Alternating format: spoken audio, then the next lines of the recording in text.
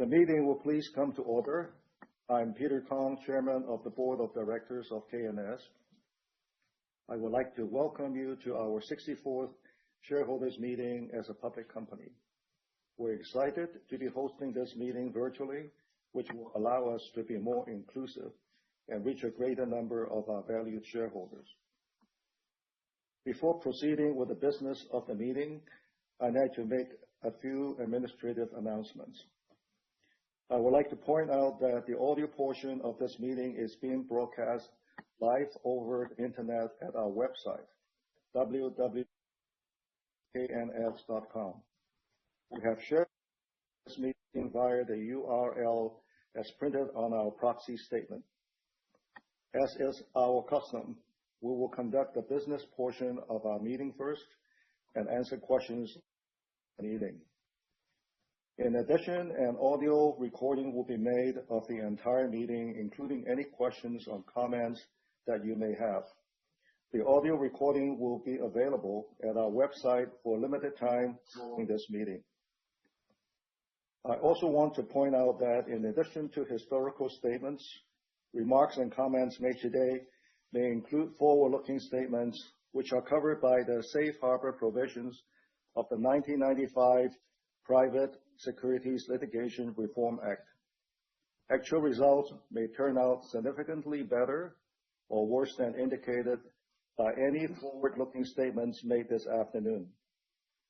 For a more complete discussion of the risk associated with the operations of K&S, please refer to the company's SEC filings, especially to Form 10-K for the fiscal year ended October 4th, 2025. I would now like to introduce the other members of the Board of Directors of the company. Mr. David Jeffrey Richardson, Ms. Yu-Sung Yeo, Ms. Denise Dignam, Mr. Gregory F. Musick, and Mr. John A. Olson. I'll now call on Mr. Ziyao Lim, the Corporate Secretary of the company, for the required formal announcements. Mr. Lim will report the minutes of today's meeting. Mr. Chairman, I present a copy of the notice of internet availability of the notice of meeting, the proxy statement, proxy card, and the annual report. I also present an affidavit as to the mailing list on January 26, 2026 of the notice of internet availability to each person who was a shareholder of record on December 8, 2025, being the record date for the meeting. The notice of meeting called this meeting to be conducted virtually on March 4, 2026 at 1 p.m. Singapore time for the purposes of electing directors, ratifying the appointment of PricewaterhouseCoopers LLP as independent registered public accountants for the 2026 fiscal year, a non-binding vote on executive compensation, and transacting such other business as may properly come before this meeting. I have a complete list of shareholders entitled to vote at this meeting. The affidavit of mailing and the attachments thereto will be filed with the minutes of the meeting. As chairman of the meeting, I appoint Peter Deskovic as judge of election. The judge of election has informed me that there is a quorum present. Our custom has been to dispense with the reading of the minutes of the last annual meeting. Accordingly, I will move on to the three matters submitted to a vote of the shareholders as outlined by Mr. Lim. We defer voting until all the matters are properly tabled before the meeting and ready for voting. The Board of Directors has nominated Mr. Peter T. Kong and Mr. John A. Olson for re-election at the annual meeting to serve until the 2027 annual meeting and until their successors have been duly elected and qualified.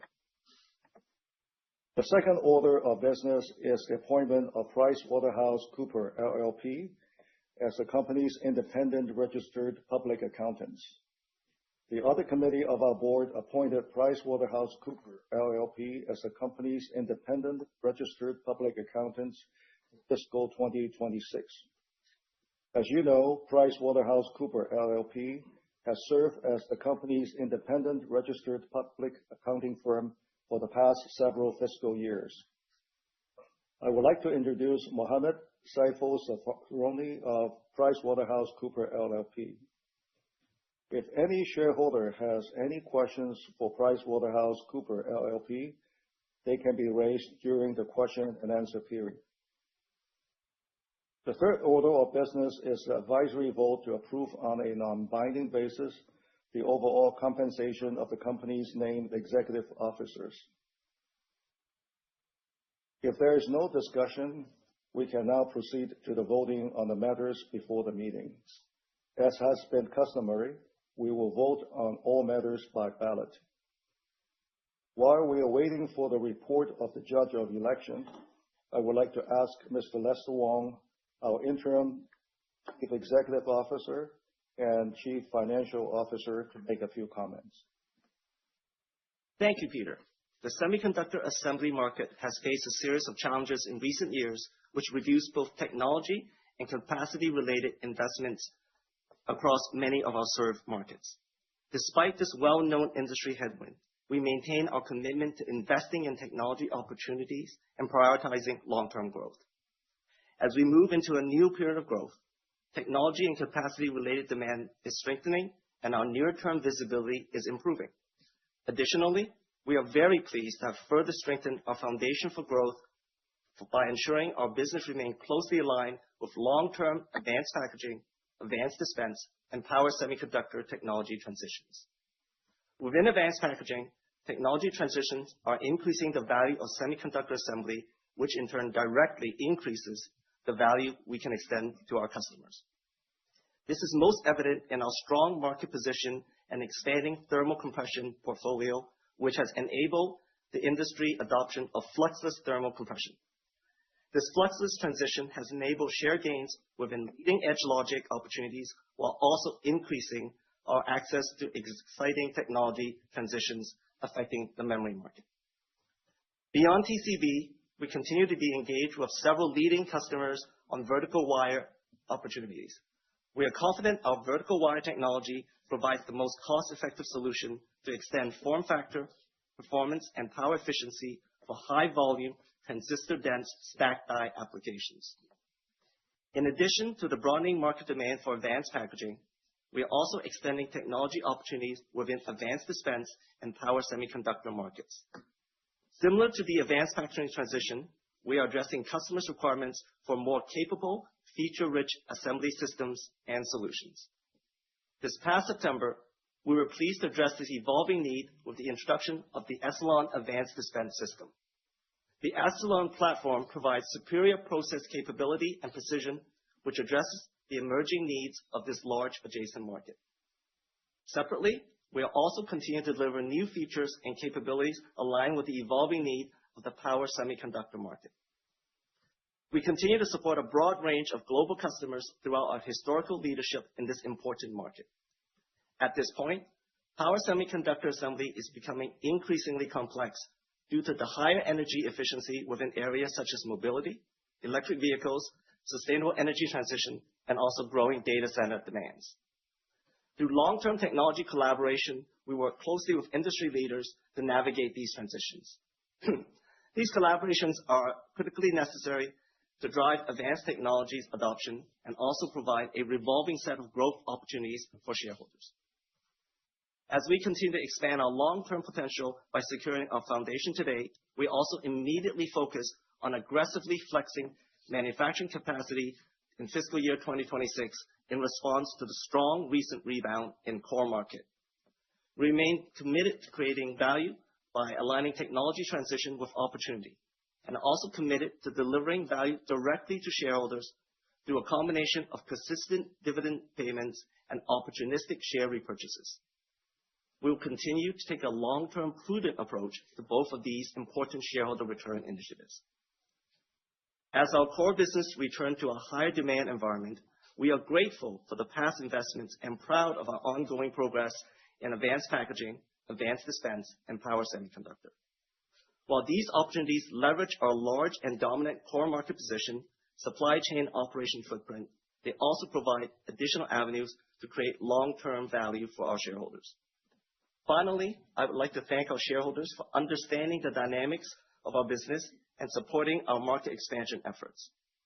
I would also like to thank our customers, external partners, and our committed base of performance-oriented employees who have significantly contributed to solidify our long-term growth prospects. Thank you.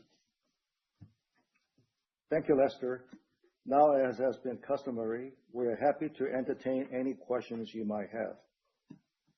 Please note that we do not place restrictions on the form of questions asked so long as they relate to the specific proposals on the agenda on which the stockholders are entitled to vote.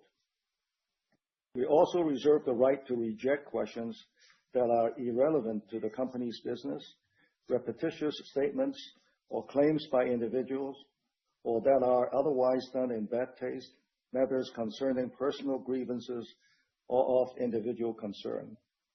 Relevant questions that we do not get to will be addressed on our company website.